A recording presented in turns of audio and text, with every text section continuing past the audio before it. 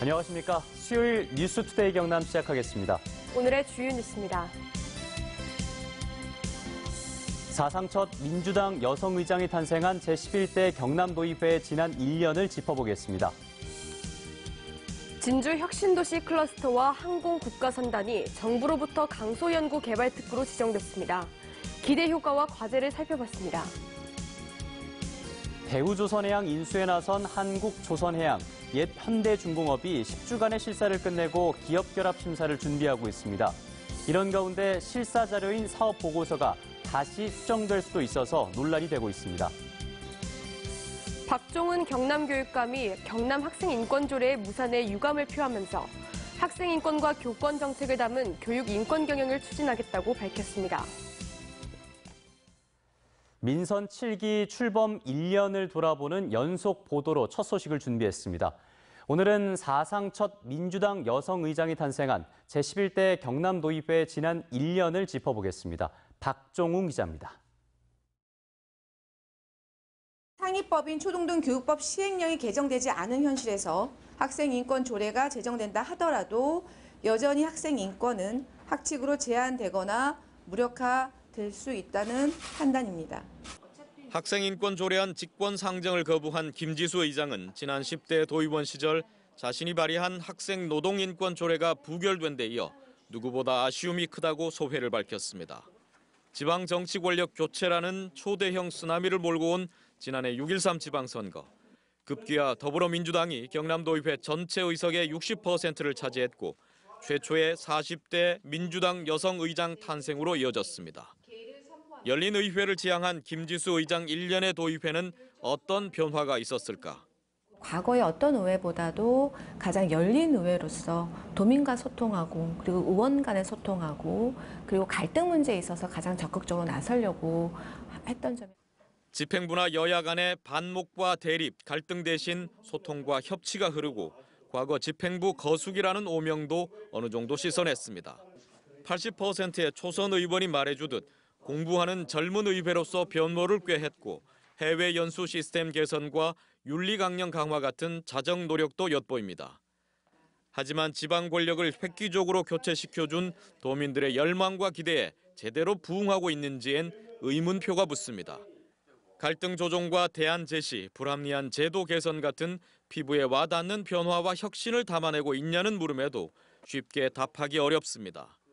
한 해 13조 원의 예산을 심의하면서 집행부를 철저히 견제하고 감시해야 할 도의회 본연의 기능과 역할이 잘 보이지 않는다는 지적도 있습니다.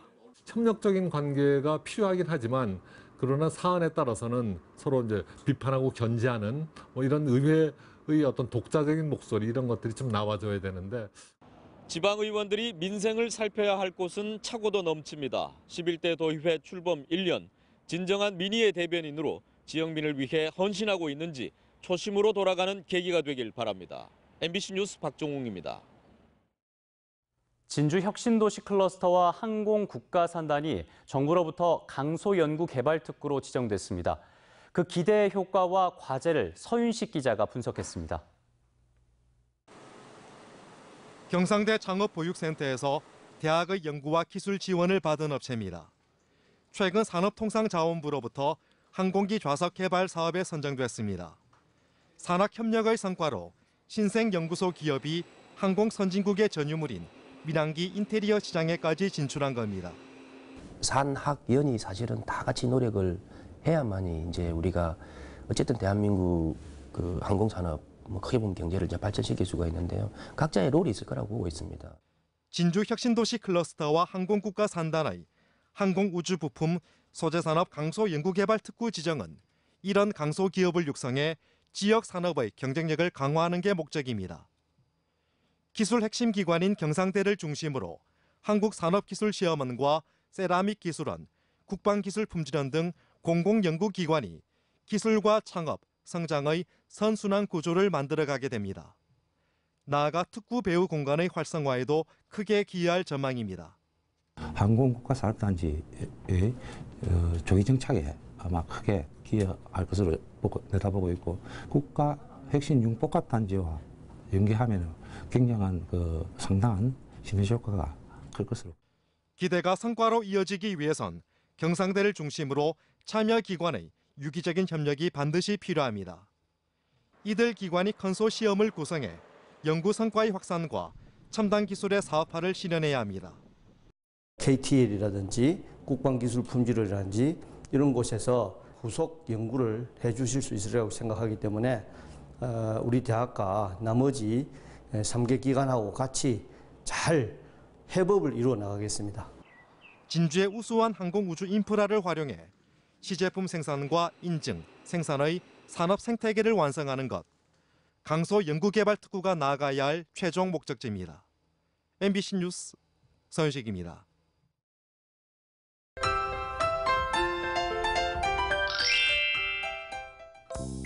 오늘부터 장마전선의 영향으로 비가 시작됩니다. 남해와 산청, 하동에는 호우 예비특보가 발표된 상황이고요. 비는 내일까지 이어질 것으로 예상됩니다.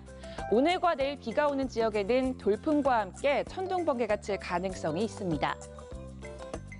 한편 남해안과 지리산 부근은 지형적인 영향이 더해져 시간당 20mm 이상의 강하고 100mm 이상의 많은 비가 오겠습니다. 그 밖에 내일 오후까지 예상되는 경남 지역 비의 양은 20에서 60mm로 비 피해 없도록 잘 대비해 주시길 바랍니다. 위성 영상 보시면 오늘 대체로 흐린 가운데 비로 인해 대기가 습한 편입니다. 비가 내리는 지역은 안개가 끼고 미끄러운 곳이 많겠습니다. 오늘 비가 오면서 기온이 어제보다 최대 7도가량 떨어졌습니다. 아침 기온부터 보시면 밀양 16도, 함안 16도, 창원 18도에서 시작합니다. 낮에는 창원 25도, 양산 25도, 김해 26도까지 오르겠습니다. 서부 지역 보시면 거창 16도, 산청 17도, 진주 16도에서 시작합니다. 낮에는 진주 24도, 합천 25도까지 오르겠습니다. 바다의 물결은 최고 2.5m까지 일겠습니다. 장마전선은 모레 잠시 멈췄다가 주말인 토요일에 다시 찾아와 비가 오겠습니다. 날씨 정보였습니다. 대우조선해양 인수에 나선 한국조선해양, 즉 옛 현대중공업이 10주간의 실사를 끝내고 기업결합 심사를 준비하고 있습니다. 매각 반대 측은 실사의 문제점을 짚는 법적 검토에 들어갔고 기업결합 심사가 통과되지 않도록 공정거래위원회를 압박할 계획입니다. 부정석 기자입니다. 현대중공업이 대우조선 인수를 위해 다음 달 초 공정거래위원회에 기업결합 심사를 신청할 계획입니다. 이달 중 신청할 예정이었다가 공정거래위원장의 공석으로 연기됐습니다. 중동과 유럽 등 해외 기업결합 심사는 국내 심사 결과가 영향을 줄 수 있는 만큼 다소 늦어질 거란 전망이 나옵니다. 또 일본은 현대대우 합병에 불만을 드러내고 있고 최대 승부처인 유럽도 선주 측의 의견에 우선권을 앞세워 애둘러 반대하고 있습니다. 국내에는 언제쯤 나올지 알 수 있어요? 7월 초요. 기업결합 승인 받기 위해서 각국별로 제출할 예정이에요. 예, 기업결합 심사를. 현대중공업의 대우조선 실사도 논란이 되고 있습니다. 대우조선이 2008년부터 9년 동안 분식회계를 했다는 이유로 사업보고서를 이미 수정했는데 대법원이 최근 분식회계에 대해 무죄를 선고하는 바람에 실사자료인 수정보고서를 다시 수정해야 할 사항에 처했기 때문입니다. 대우조선 매각 반대 측은 분식회계에 대한 법적 검토와 함께 기업결합심사 저지에 나설 계획입니다. 기업결합심사가 접수가 되면 저희는 바로 국내 공정위 가서 기자회견을 하고 국내 공정위 위원장을 만나서 이거와 관련된 입장을 분명히 전달을 할 예정이고요. 공정거래위원장의 공석에다 실사자료인 대우조선의 사업보고서까지 재수정될 수 있어 인수 과정이 순탄치 않을 것으로 전망됩니다. MBC 뉴스 부정석입니다. 경남 학생 인권조례 제정이 찬반 논란 속에 결국 무산됐습니다. 박종훈 교육감은 학생 인권과 교권 정책을 담은 교육 인권 경영을 추진하겠다고 밝혔고 시민단체들은 민주당의 책임론을 거론하며 인권조례 제정의 끈을 놓지 않겠다고 말했습니다. 정영민 기자입니다. 박종훈 교육감은 지난 1년 동안 추진해온 경남 학생 인권 조례 제정이 무산된 데 대해 먼저 유감의 뜻을 내비쳤습니다. 조례안이 부결되어 본회의에서 논의조차 되지 못한 데 대해 교육감으로서 매우 유감스럽게 생각합니다. 하지만 조례 추진 과정에서 얻게 된 긍정적 측면이 많다고 강조했습니다. 학생 인권에 대한 폭넓은 담론이 형성되고 사회 전반의 인권 감수성이 높아진 점은 소중한 가치였다는 겁니다. 또 조례 추진 여파로 많은 학교가 조례 수준의 인권 친화적 학교 규칙 재개정을 준비하고 있다고 설명했습니다. 무엇보다 정부가 나서 학생 인권의 법적 지원 가능성을 모색하는 성과를 거뒀다고 자평했습니다. 법제화를 추진하는 용역을 이미 주어서 그 결과가 나와 있고 하는 이런 정도의 움직임을 우리가 견인해냈다는 점에서 하지만 학생 인권 조례를 찬성해온 시민단체들의 실망감은 더 컸습니다. 조례 제정 무산의 책임이 더불어민주당에 있다고 보고 조례안 폐기 시한인 다음 달 19일까지 시위를 이어가기로 했습니다. 본회의가 끝이 나지만 7월 19일까지 이 천막 농성과 피켓팅을 멈추지 않을 거고요. 이후 진행될 때까지의 노력들을 민주노총 경남본부도 논평을 내고 믿는 도끼에 발등 찍힌 경남 학생인권 조례안 폐기는 촛불 정신의 폐기라며 민주당 도의원들의 각성을 촉구했습니다. 하지만 박종훈 교육감은 여기서 그치지 않고 기존 경남 학생인권 조례안의 내용을 담은 교육인권 선언을 추진하겠다고 밝혀 교육인권에 대한 정책을 계속 펼쳐나가겠다는 뜻을 분명히 했습니다. MBC 뉴스 정영민입니다. 어제부터 이른바 제2윤창호법이 시행되면서 음주운전 단속과 처벌이 강화됐습니다. 경찰이 집중 단속을 벌인 결과 경남에서만 하루에 19명이 적발됐습니다. 그 단속 현장을 이재경 기자가 동행 취재했습니다. 이른 아침 창원의 한 도로. 경찰이 출근길 차량을 상대로 음주 단속을 벌입니다. 단속을 시작한 지 10분도 채 안 돼 한 남성이 적발됩니다. 측정 결과 혈중 알코올 농도 0.044%, 면허 정지 수치입니다. 술은 어제 얼마나 드셨어요? 2초 2개요. 몇 시까지 드셨어요? 전날 일을 마치고 밤 11시까지 소주 3병을 마셨다는 또 다른 남성.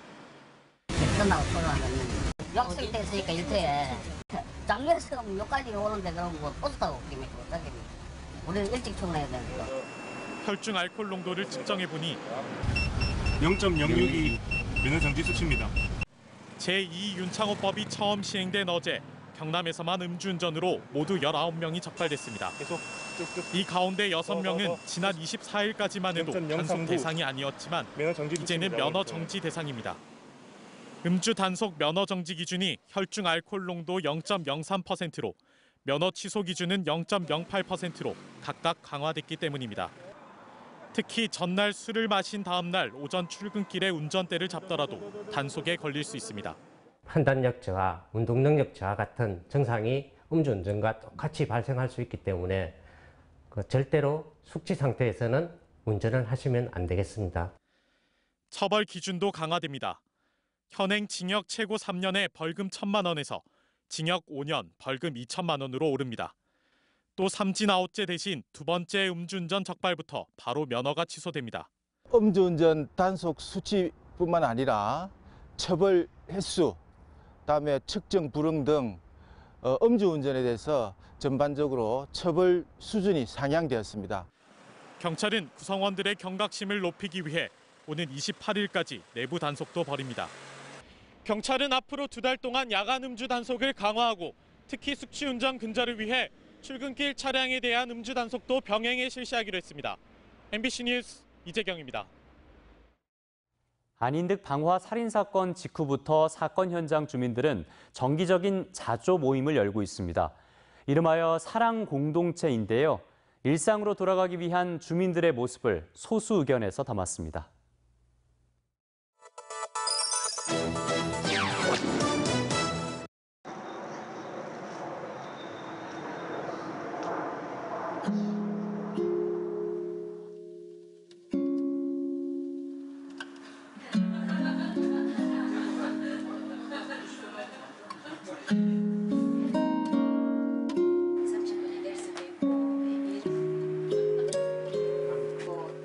어른들 대상으로 하는 거는 날짜가 함께 할 수 없고요.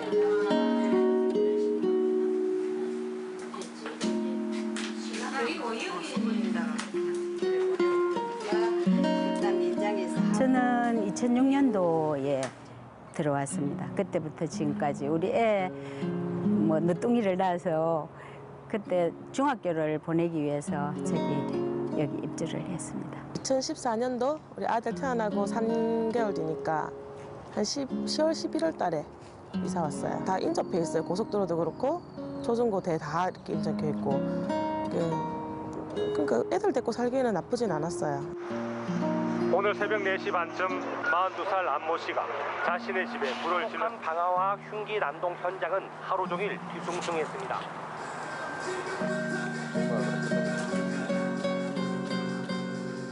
일이 있고 나서 딱 제가 이제 아파트 밖을 딱 쳐다봤을 때 처음 느꼈던 그 감정이 삭막하다. 그 어려움이 있다면 현장을 목격했던 거. 그게 정말로 아까도 얘기했었던 그게 이제 트라우마로 남는데 혼자 밤에 잠을 못 잔다든지 아니면 자다가도 계속 몇 번 깬다든지 이런 경우도 많았었거든요. 초창기에는. 누구랄 것도 없이 함께 이제 이게 이겨내자는 마음에서 그 젊은 엄마들하고 이제 그 나이 조금 드신 분들하고 함께 이거를 다시 일어서자.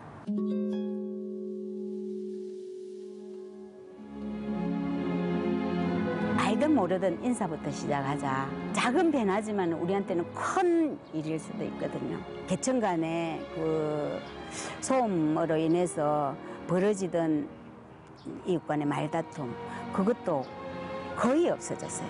사람을 알아가니까 알기 때문에 옛날에는 전혀 모르던 사람인데 지금은 우리가 알고 있으니까. 이분 저분 많은 분들이 모이면서 한 사람 한 사람 역할을 해내는데 그만 옆에 쳐다만 보고 있어도 너무 그냥 힘이 되는 거예요. 5월 6일 날 우리가 행사를 했었어요. 그때 그 우리 애들 뭐 풍선 아트, 그림 그리기, 줄넘기 했는데 애들의 환한 웃음소리에 어른들도 사고가 일어났다는 것도 까마득히 잊어버릴 정도로. 뭐라 표현을 못 하겠어요.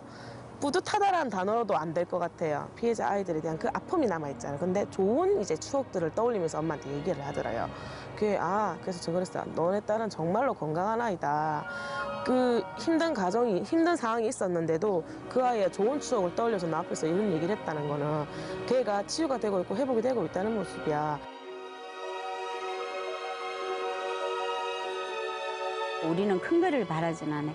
예전에 우리가 평화롭고 따뜻했던 마을, 아파트를 만들어 가자고. 힘드신 분들이 있으면 그냥 가서 이제 이야기나 나눠드리고 같이 두런두런 좀 모시고도 나오고 햇볕도 쐬고 이렇게 그게 치유의 한 일환이라고 생각하거든요. 아픈 기억 속에서 이 아파트 안에서 좋은 기억으로 덮어가자. 그게 치유다. 그러니까 어차피 없던 사건은 되진 않아요. 그래도 그 이상으로 더 많은 추억들을 그냥 이 아파트에서 많이 공유했으면 좋겠다. 그런 생각해봅니다.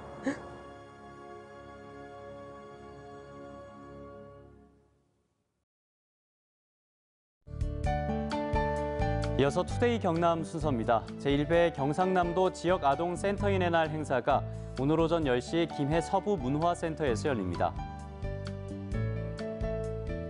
미래교육 테마파크와 경남 진로교육원 설립을 위한 토론회가 오늘 오후 2시 창원 컨벤션 센터에서 진행됩니다. 지역 골목경제 융복합 상권개발사업 보고회가 오늘 오전 밀양시청에서 개최됩니다. 2019년산 거창 양파의 대만 수출 선적식이 오늘 오후 2시 동거창 농협에서 열립니다. 경상남도가 산업단지 입주 기업의 취득세 추가 감면을 추진합니다. 도는 현행 지방세 특례 제한법에 규정된 산업용 건축물 신증축 때 50% 세제 감면폭을 75%로 대수선 때 25%인 세제 감면폭을 40%로 확대하는 조례를 추진합니다. 감면 대상은 산업단지 안에서 개정조례 공포일 이후 준공하는 산업용 건축물이며 도는 연간 100억 원 정도 재정 지원 효과가 있을 것으로 기대했습니다. 한국원폭피해자협회와 합천평화의 집을 비롯한 원폭단체들이 트럼프 미국 대통령의 방안에 맞춰 오는 28일 서울 미국 대사관 앞에서 기자회견을 열기로 했습니다. 원폭단체들은 기자회견을 통해 1945년 일본 원자폭탄 투하로 한국인을 포함해 무고한 인명을 살상한 미국에 대해 피해자 실태 조사와 사죄, 배상 등을 요구할 계획이라고 밝혔습니다. 당초 4월 개장할 예정이었던 경남 마산 로봇랜드가 오는 7월 26일 개장도 어려운 것으로 알려졌습니다. 로봇랜드 재단은 국도 5호선 미개통으로 심각한 차량 정체가 우려되고 인근 주민들의 반발과 놀이시설에 대한 안전성 검사 등으로 개장일을 9월로 미루는 방안을 경상남도, 창원시와 협의 중이라고 밝혔습니다. 한편 테마파크를 운영할 서울랜드 측은 직원 채용을 마치고 7월 개장을 준비하고 있어 재정 피해에 대한 책임 공방이 예상됩니다.